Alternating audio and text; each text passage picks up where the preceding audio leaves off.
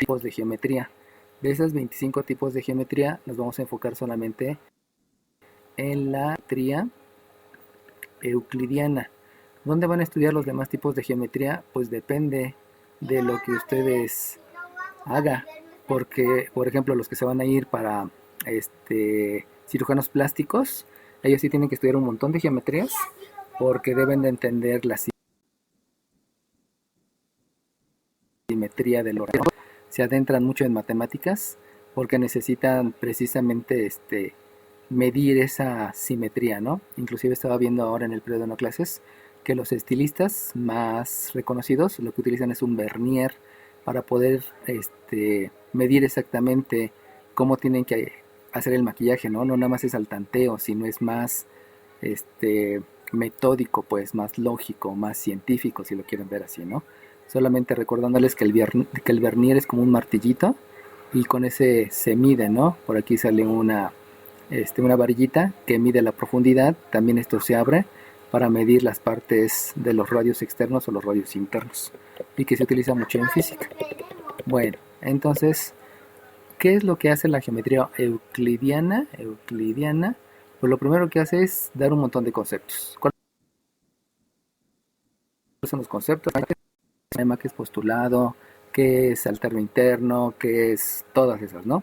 Que hay que aprendérselas, por favor, porque todos los días les voy a estar preguntando todos esos conceptos. Y ahí sí son muchísimos, ¿no? Son muchísimos conceptos. Entonces, en geometría euclidiana, básicamente lo que vamos a hacer y una demostración es una comprobación. O sea, voy a comprobar lo que me dicen. Pero para poder hacer esa demostración, necesito hacerlo a través de una serie de pasos, a través de una metodología. Esa metodología básicamente es, primero, escriban todas las hipótesis. Una vez que ya escribieron todas las hipótesis, entonces lo que debo de hacer es ver el concepto relacionado a la hipótesis. O sea, de lo que me hayan dicho de la hipótesis, qué es lo que dice el concepto. Si me dicen perpendicular, ¿qué quiere decir perpendicular? Dicen paralelo, ¿qué quiere decir paralelo? Etcétera, ¿no? Por eso es importante que se aprendan los conceptos. Una vez que hayan aprendido los conceptos, entonces lo que viene es una sustitución. Recuerden que la sustitución es reemplazar y esa sustitución ustedes la aprendieron en primaria. En primaria les decían el área del rectángulo es base por altura. Por lo tanto, si el área es 8 y la altura es 5, lo que ustedes era reemplazar. ¿Qué quiere decir reemplazar? Que en lugar de escribir el área, van a escribir el 8. Fíjense cómo el reemplazo, siempre el reemplazo es de izquierda a derecha. O sea, el valor que tienen a la izquierda es el que van a escribir en la variable que está en la derecha. Por lo mismo, al hacer la sustitución, van a escribir que 8 es la base que no conozco por la altura. En lugar de escribir la altura, van a tachar la altura, van a quitar la altura y el número 5 va a tomar el lugar de la variable altura. Por eso la sustitución siempre se hace de izquierda a derecha. Eso lo aprendieron en la primaria, aunque no se lo den abiertamente, ¿no? De aquí entonces viene una b por 5 y obviamente después de la sustitución vienen las operaciones. Pero este concepto de sustitución viene de la primaria, no es algo que les hayamos enseñado aquí en el bachillerato. Y siempre la sustitución, les debe de quedar claro que siempre la sustitución es el de la izquierda se va a reemplazar en el que está a la derecha. Eso es lo que hay que dejar así como que claro, ¿no? Bueno, aquí me faltó, antes de la sustitución debe de estar el postulado. Disculpen, me lo salté. Y ese postulado generalmente va a ser el postulado de la suma. Y como vamos a estar trabajando segmentos y ángulos, entonces este postulado de la suma hace referencia a cosas que son evidentes y que las puedo escribir sin necesidad de una comprobación. Eso es un postulado, es algo que es evidente y que se puede escribir sin necesidad de comprobación. Después del postulado viene la sustitución. Después de la sustitución vienen todas las operaciones. Ya saben que dentro de las operaciones son operaciones y operaciones inversas. Aunque aquí a las operaciones inversas les vamos a dar un nombre más adecuado y les vamos a llamar sumar simétrico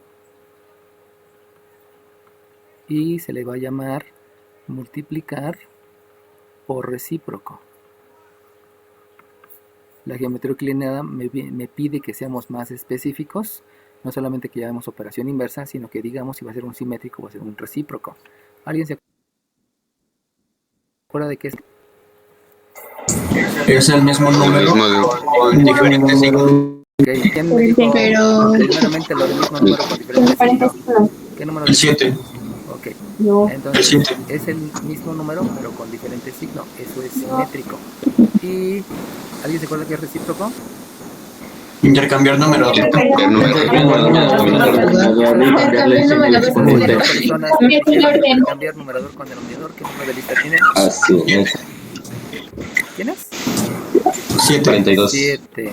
45, 40, 38, 35, 24. Con el 24, déjenme ponérselo el 24. 38, Luego el 35, que 28, ya lo escuché. 46, 45. Después del 35, ¿quién más? 38, 28. 28, ¿quién más después del 28? 48. Tenemos uno. Profe, sí me puso a mí. A mí creo que Por eso les digo que si alguien dice un número, no lo repitan todos porque me pierdo, ¿no? Bueno, vamos a dejarlo ahí porque vamos a entendernos. Alguien dígame un número y ya los demás no digan nada. Porque si los demás dicen algo, se vicia, ¿no? 46. Bueno, entonces ya tenemos simétrico, ya tenemos recíproco. Y una vez que hayamos hecho eso, lo que viene es la propiedad transitiva. Y de la propiedad transitiva,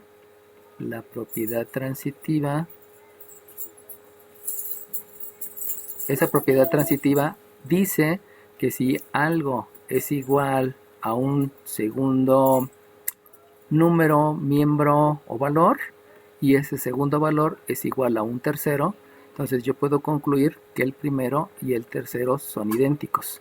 Por eso se llama propiedad transitiva, porque transita una igualdad a través de un valor común. Ese valor común es el que me permite la transitividad. Entonces esa se llama propiedad transitiva y la vamos a estar utilizando, ¿no?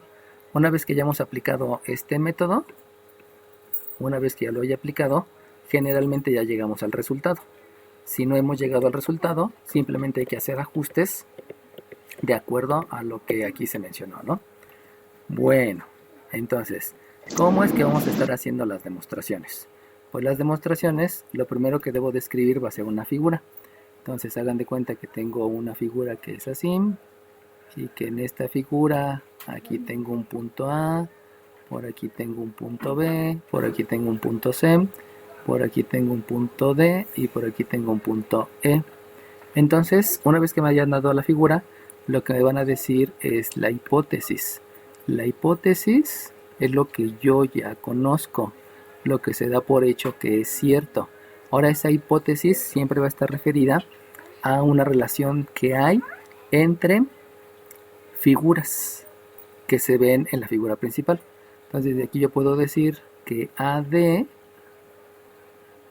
este símbolo, y luego BC.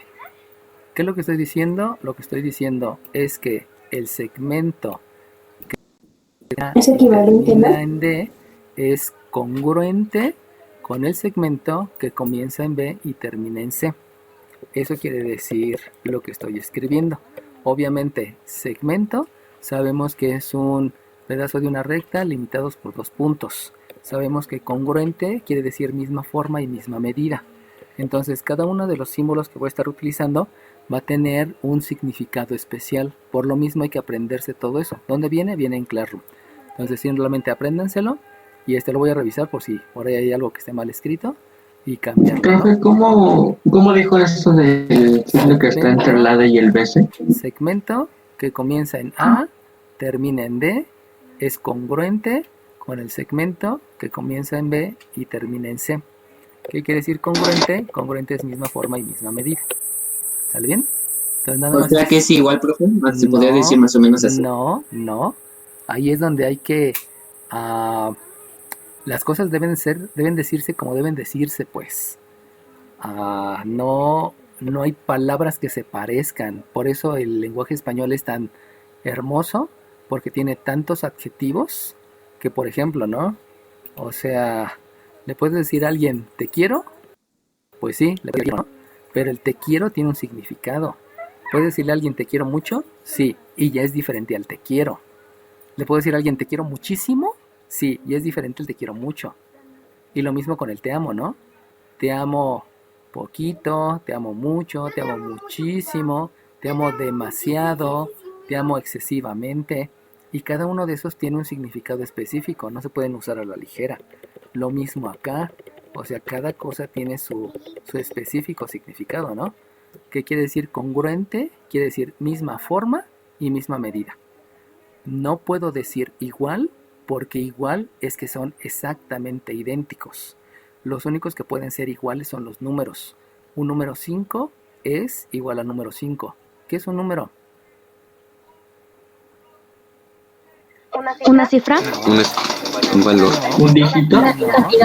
un símbolo. Es la representación simbólica de una Es la representación simbólica de una Que me dijo la cantidad. representación simbólica de una cantidad. Hubo una niña que me dijo primero eso, una representación simbólica de una cantidad. ¿Quién me lo dijo primero? 34. ¿Cuál, perdón? 34. No, fue Esta línea, ¿no? Naomi. no, fue Lidia, ¿no? Es que, Sí, es que fue no, la línea. Por eso, nada más. Está. Esta Eileen, Nada ¿no? más dígame. Esta yo lo dije, Eileen. pero yo lo dije después de alguien. Sí, hubo una niña que lo dijo primero, pero como hablaron mucho ya no alcancé a escuchar. Una niña dijo primero la representación simbólica de una cantidad. Pero ¿quién fue la ¿Fue primera? Eileen? Ahí está, sí, fue Lidia. Número de lista. El 2, profe. ¿Cuál, perdón? 2. 2, ok, sale bien. Entonces, recuerden que nada más traten de hablar las personas que contestaron, porque si no se vicia esta situación, ¿no? En un salón de clases es más fácil ubicar porque vienen de diferentes fuentes, pero aquí sí es complicado, ¿no? Entonces, aclaro, e igual solamente son los números, pero es porque te están representando una cantidad. Las cantidades no son iguales, las cantidades son semejantes o son congruentes. ¿Qué quiere decir congruencia? Misma forma y misma medida. Entonces ahí sí tienen que ser bien específicos en la definición, ¿no? De hecho, en cursos pasados lo que yo hacía era hacerles exámenes de los conceptos. Ahora ya lo cambié, por eso les hago preguntas en cada día y conforme vaya haciendo las preguntas, pues me van contestando, ¿no? Bueno, entonces la primera hipótesis es esa. La segunda hipótesis es que el segmento que comienza en D y termina en E es congruente al segmento que comienza en A y termina en B. De ahí viene la dirección. Recuerden que la dirección es la línea sobre la que me estoy moviendo y el sentido es un lado o para el otro. Cuando voy al metro y cuando me paro en la línea 3, entonces la dirección se llama línea 3 y el sentido se llama Indios Verdes y se llama Universidad. Si ustedes ven en el metro, pues en el metro dice dirección Indios Verdes. Eso es un gran error, pero ese fue un gran error que se puso a consenso cuando se construyó el metro, porque si decían sentido Indios Verdes y sentido Universidad, como que no le iba a captar toda la gente, porque no toda la gente sabe exactamente el significado de dirección y de sentido. Por eso se optó por decir dirección, o sea, como que dirección se asocia más hacia donde yo voy, ¿no? Cuando te dicen dame tu dirección, o sea, hacia dónde voy. Entonces, por esa asociación que se maneja de uso común, se decidió en el metro dejarle dirección, aunque en realidad debe llamarse sentido, y la dirección es línea 3 o línea verde, ¿no? Como lo quieran. Bueno, ahora bien, ya que tengo las hipótesis, me voy entonces a la tesis. La tesis es lo que yo quiero comprobar, y lo que yo quiero comprobar se va a basar precisamente en las hipótesis y en el método que les acabo de mencionar. Entonces la hipótesis es que el segmento AE sea congruente con el segmento AC. Y entonces, ¿cómo voy a hacer la demostración? Pues voy a escribir aquí una línea y en esa línea, entonces de este lado voy a escribir todas las proposiciones, y de este lado voy a escribir las razones o justificaciones. Entonces, ¿cómo es que voy a empezar? Siempre voy a empezar con las hipótesis. Siempre voy a comenzar con las hipótesis. Eso quiere decir que la proposición, la primera proposición, va a ser la número 1 y va a ser referida a la primera hipótesis. Por lo tanto, aquí voy a escribir, disculpen, aquí voy a escribir que el segmento AD sea congruente con el segmento BC. Y esa, la razón de haberle escrito, es que esto se llama hipótesis. ¿Sale bien? Ahora bien, la otra hipótesis es la número 2, y la número 2 va relacionada con el segmento de E, es congruente con el segmento AB, y eso también recibe el nombre de hipótesis. Entonces, como solamente hay dos hipótesis, ya escribí todas las hipótesis y quiere decir que ya el primer punto ya lo tengo cubierto. Ya escribí todas las hipótesis y entonces este punto ya está cubierto. Ahora bien, me voy con los conceptos relacionados a la hipótesis. ¿Qué quiere decir? Profe, una pregunta. Dime. ¿La hipótesis siempre nos las va a dar el problema o habrá veces en las que nosotros tengamos que hacerla? No, siempre te la van a dar, porque dentro de geometría euclidiana, el que te pregunta, te va a preguntar de ida o de regreso. O sea, las demostraciones las puedes hacer de lo chico a lo grande o de lo grande a lo chico. Entonces ahorita te lo estoy haciendo de lo más pequeño a lo más grande. Si tú te das cuenta, Profe. estos dos son los pequeños y lo que te estoy preguntando es todo el segmento. Entonces ahorita la demostración está basándose de lo pequeño a lo grande, pero también te lo puedo preguntar de lo grande a lo pequeño. Por lo tanto, forzosamente yo te tengo que decir qué es lo que conoces y a dónde quiero llegar. Eso es a fuerzas. Dime. Ok. Donde dice razones, ¿la uno dice hipotemo o hipótesis? Hipótesis. Las dos son hipótesis. Ok. Ok, bueno, vámonos a la 3. La 3, ahora ya voy con los conceptos. Ok, ¿cuál es el concepto? Bueno, congruencia quiere decir misma forma. ¿Cuáles son las formas? Pues aquí ya estoy poniendo que las dos formas son segmentos. Por lo tanto, ahí en el mismo enunciado ya está dicho que se está cumpliendo que son dos segmentos y ya se está cumpliendo que tienen la misma forma. O sea, ese concepto ya está ahí involucrado. Lo que no está dicho es que la medida del segmento AD, que pueden ser 5 centímetros, 8 centímetros, 10 metros, 8 kilómetros, etc., es igual a la medida del segmento BC. Y fíjense cómo aquí, al decir igual, lo que estoy diciendo es que este y este son números. Entonces estoy haciendo la igualdad debido a que ya son números. Y ese número se simboliza a través de esta M minúscula que quiere decir medida. Entonces, ¿por qué estoy diciendo que tienen la misma medida? Pues la razón es que el concepto dice que congruencia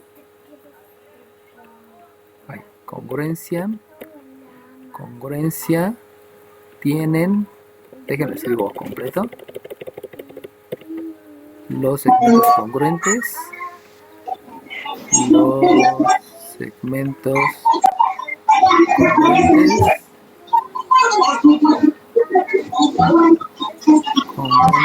tienen la misma. Por ahí apaguen su micrófono, por favor, para que no se meta tanto ruido. Y entonces, lo que acaba de ocurrir es que este concepto proviene de esta proposición. Como proviene de esa proposición, la marco para saber que ya no voy a utilizar esa proposición. Por favor, apaguen el micrófono. Quien lo tenga prendido, apague el micrófono.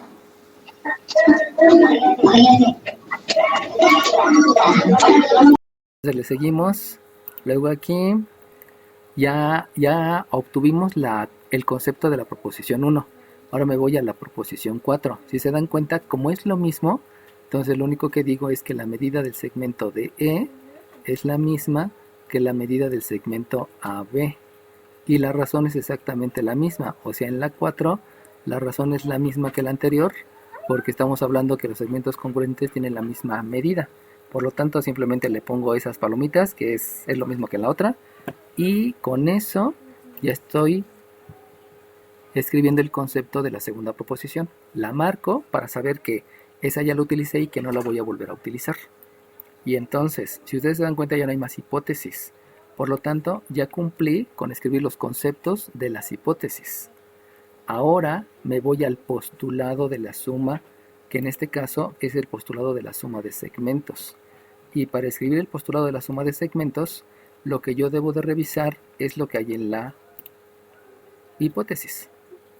Fíjense bien, revisen esta hipótesis. Si ustedes observan esta hipótesis, resulta que AD es un solo segmento. Como es un solo segmento, no proviene de una suma de dos segmentos. Debido a eso, esa hipótesis no me sirve para poder obtener un postulado. Me voy con la siguiente hipótesis. Si ustedes observan en la hipótesis este segmento, pero este segmento está formado solamente de 1, no proviene de la suma de 2. Por lo tanto, tampoco puedo obtener un postulado de ahí. Fíjense cómo todo lo voy marcando, aquí es indispensable que vayan marcando lo que van analizando, porque como tienen que analizar diferentes partes de lo que están escribiendo, es necesario que marquen con palomitas, con marcatexto, con lo que sea, ¿no? Pero que se vea que ya lo consideraron. Si no, luego se distraen por alguna situación y luego se equivocan, ¿no? Geometría euclidiana es tan absorbente que tienes que estar concentrado todo el tiempo, y para que no pierdas esa concentración, por eso es bueno estar marcando. Va a haber demostraciones que nos van a llevar como 25 pasos, y esas demostraciones tenemos que ir marcando todo lo que ya revisamos para darnos cuenta que ya lo revisamos y que no lo vamos a volver a revisar, salvo en situaciones especiales. Ahora bien, me voy con la otra hipótesis y aquí dice DE. Si ustedes lo observan en la figura, DE solamente es un segmento, no está formado de dos, por lo mismo tampoco me sirve para obtener un postulado. Ahora me voy con AB. Si ustedes observan AB, que está aquí en el triángulo, tampoco está formado de dos segmentos, por lo tanto tampoco me sirve para un postulado. Me voy ahora a la tesis. Si ustedes observan la tesis, está el segmento AE. Y si ustedes observan, AE efectivamente está formado de un segmento y de dos segmentos. Debido a eso, AE sí me sirve para escribir un postulado. Y entonces, lo que yo voy a escribir es, en el 5, esto ya pertenece a los postulados, que la medida del primer segmento, el primer segmento es este que está aquí. Dime. El concepto es cuando decimos que la medida de AD es congruente con la medida de BC. Ajá, el concepto que tú analizas es congruencia. ¿Qué quiere decir congruencia? Congruencia quiere decir misma forma y misma medida.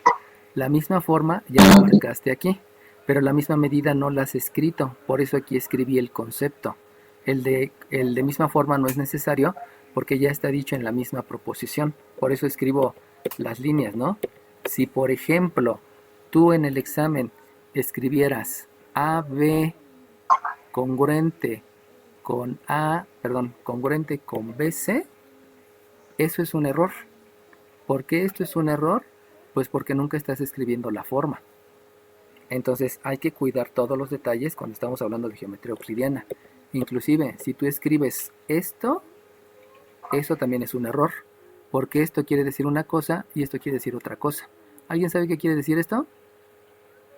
Dirección. Recta. No es cierto, sentido. No. Segmento. No. Segmento. No. No. No. Opción. No. Resultado. No. Postulado. No. Profe, ¿no es un rayo? Exacto. ¿Quién dijo rayo? Yo, 29. 29. Mucho que no digan yo, porque no sé quiénes son yo, ¿no? Nada más díganme el número de lista. Y entonces ahí viene la diferencia, ¿no? Como dice su compañera, eso quiere decir rayo. Entonces, si tú escribes en las proposiciones que un rayo es congruente con un segmento, pues ya te estás equivocando porque no es la misma forma. El rayo tiene una forma y el segmento tiene otra forma. Inclusive, ¿no? Tú puedes escribir también esto. ¿Alguien sabe qué quiere decir esto? Recta. No. No es cierto. No, Dirección. no. Esto ¿Cuál? quiere decir, no, Mi segmento. no, Medida. no. Sentido. ¿Pregunta? Eso que está en verde, ¿qué quiere decir? No. Esto que está en verde, Sentido congruente. Segmentos, ¿no? no, Triángulo. Plano. no, ¿Sentido? no. Ay, no sabe. Ok. Quiere decir, no, Semirecta. Una recta. no. Semirecta. Ahí es donde es necesario que estudien todo, ¿no? Este que está aquí se llama recta, porque tiene flechita hacia los dos lados. Este que está aquí se llama rayo. Este que tiene abierto se llama segmento semiabierto, o sea, el que tiene un círculo sin rellenar se llama segmento semiabierto. Y este que tiene dos circulitos sin rellenar se llama segmento abierto. Entonces, cada uno de esos tiene diferente significado y eso viene en lo de Classroom, ¿no? ¿Puedo repetir eso, profe? Eso búsquenlo en Classroom para que ya les quede claro. Porque obviamente hay que buscarlo de allá, ¿no? Ok. O sea, es segmento abierto, semiabierto, rayo, etcétera, ¿no? Y todo eso tiene su respectiva concepto. Por eso es importante que lo Profe, conozcan, ¿no? ¿Qué pasó? esos conceptos que nos está dando ya vienen en la semana. Ay, ¿cómo se dice? En las 7. No, son en la primera semana. Pero profe, yo estuve, bueno, yo tengo estas hojas impresas y están medio confusas. Como que no vienen, bueno, yo por lo que me guío al estudiar los conceptos. Entonces, pregunta, ¿tienen alguna duda acerca del postulado?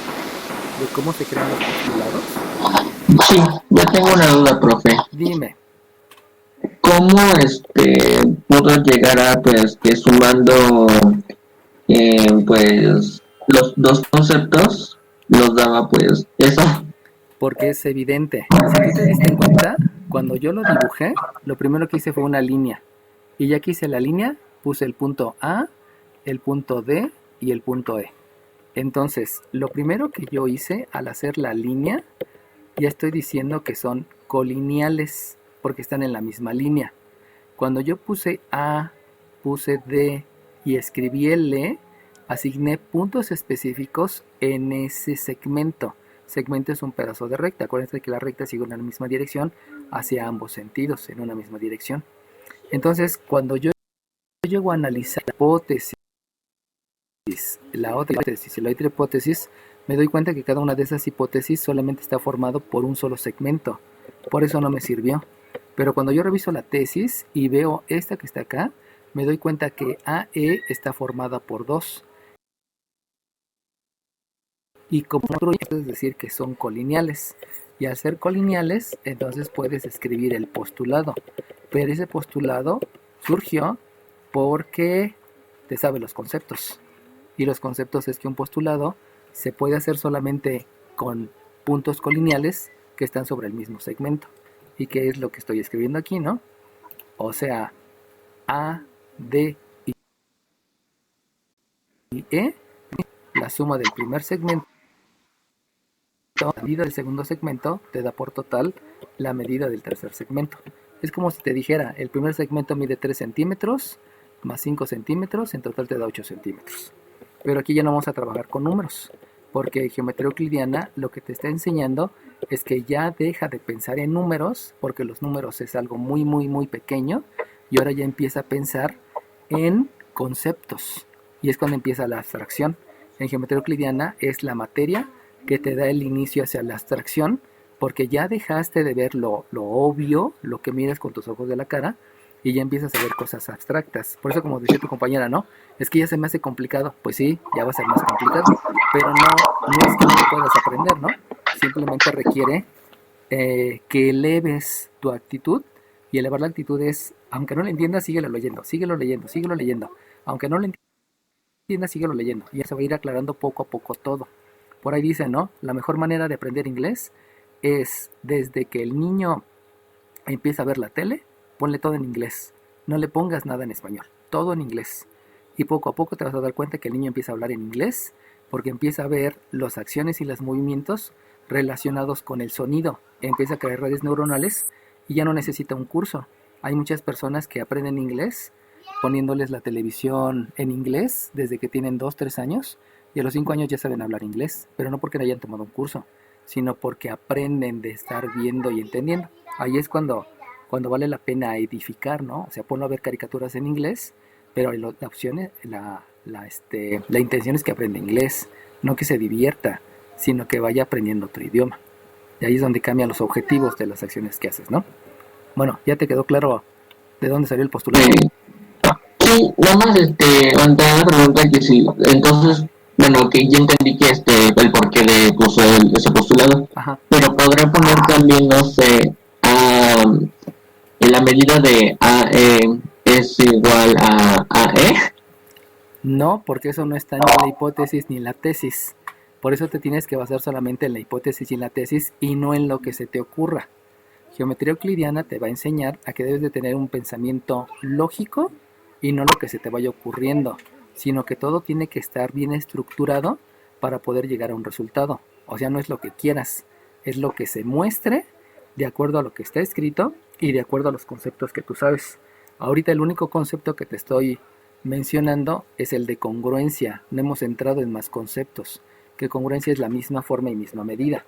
Pero va a haber más conceptos que cuando te menciono esos conceptos, pues hay que saber qué es lo que quiere decir, ¿no? Aquí lo importante es que te digo, ¿de dónde sale el postulado? Pues sale de los contenidos de la hipótesis y viene de la tesis. Revisa los dos contenidos que hay en la tesis. Y de ahí, de alguno de ellos, vas a poder obtener el postulado. Posteriormente ya te voy a empezar a enseñar cosas más profundas, si lo quieres ver así, ¿no? ¿Sale bien? Ok. Gracias, profe. Ok, bueno, vámonos al siguiente. Ya tenemos un postulado. Vámonos a la tesis. Si se dan cuenta en la tesis, aquí hay otro AC. Eso quiere decir que si observan en la figura, AC está formado de 2. Como está formado de 2, quiere decir que ahí hay otro postulado. Y entonces el otro postulado menciona que la medida del segmento, el primero que aparece es AB, la del segmento AB más la medida BC más la medida del segmento BC y el completo es AC, es la medida del segmento AC.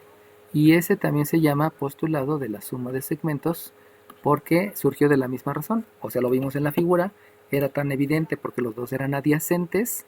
Adyacentes quieren decir que comparten el mismo vértice, el mismo punto, comparten el mismo punto y por eso se puede crear el postulado de la suma de segmentos. ¿Dudas, chiquillos? Ok. No, maestro. Entonces, vamos a darle aquí, chiquillos. La demostración todavía no ha terminado, la demostración todavía sigue. Ahí se van a dar cuenta que me voy a tardar mucho en las demostraciones porque hay que estar analizando muchos conceptos, pero que ustedes ya pueden empezar a hacerlo. Así que por favor, de los ejercicios que están en Classroom, vayan comenzando con eso. Vayan comenzando a escribir las hipótesis, escribir los conceptos relacionados a congruencia, porque ahí vienen conceptos relacionados a congruencia, y vayan escribiendo los postulados. ¿De qué hay postulados? Hay postulado de la suma de segmentos y también hay postulado de la suma de ángulos. Eso lo van a ir viendo poco a poco, ¿no? Entonces, primeramente, con todos los que tienen segmentos, vayan haciendo esa parte. Obviamente vayan haciendo en una hoja cada cual, o sea que queden en hojas diferentes, o sea el ejercicio 1 en una hoja, el ejercicio 2 en otra hoja, el ejercicio 3 en otra hoja, para que los vayan avanzando poco a poco y vayan llegando a los resultados con lo que vayamos empezando a hacer. Solamente aquí les dejo dicho que lo que sigue es la sustitución. ¿Por qué ya sé que ya acabé con los postulados? Porque si ustedes se dan cuenta, ya no hay más de dónde buscarle, solamente había 6 opciones y las 6 opciones las revisé en la figura, las revisé en la hipótesis y en la tesis. Y la hipótesis y la tesis está formada de 1, 2, 3, 4, 5, 6 opciones. De ahí salieron los postulados. Como ya no hay más de dónde buscar postulados, entonces ya cumplí con postulados y lo que sigue es la sustitución. ¿Qué es la sustitución? Ya les había dicho, es de izquierda a derecha, y lo importante de la sustitución es que si ustedes saben que el área de y la base es 5 y la altura es 7, entonces la sustitución es de derecha a izquierda, perdón, me equivoqué, es de derecha a izquierda. Se me están cambiando las manos. La sustitución es derecha a izquierda, y si ustedes se dan cuenta, lo que sustituyen son los datos en la fórmula. Por lo tanto, aquí vamos a observar que estas dos primeras ya las utilicé. Eso quiere decir que en estas 4 que faltan debe de haber fórmulas y debe de haber datos. ¿Alguien sabe cuáles son las fórmulas?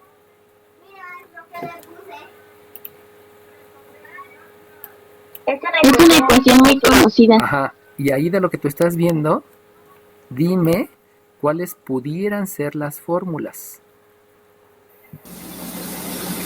Pues todas, ¿no? ¿No? Los postulados. Los últimos. ¿Quién digo los postulados? 38. 38, muy bien. Lo que van a ser las fórmulas son los postulados. Ahora, fíjense cómo su compañera me dijo, una fórmula es algo muy conocido. Sí, en el ámbito de geometría euclidiana, lo que es muy conocido son los postulados, porque los postulados solamente es algo tan evidente que se puede decir. ¿Cuáles son los postulados que existen? Los postulados de la suma. Eso me lleva a que las fórmulas es la 5 y la 6 son fórmulas, y que los datos son la proposición 3 y la proposición 4. Eso quiere decir que estos dos datos lo voy a sustituir en estas fórmulas, que es lo que vamos a hacer la clase que entra. Ahí le dejamos, dejo así el lienzo, lo retomo la clase que entra para que quede completado este ejercicio, perdón, esta demostración. Así que dejo de compartir y... Profe, entonces ya vamos empezando a hacer ejercicios. ¿Sí? ¿Ya de los ejercicios? Creo que son como 8 los que están en Classroom. Entonces, de esos 8, de una vez comienza a escribir lo que tienes ahí en la pantalla.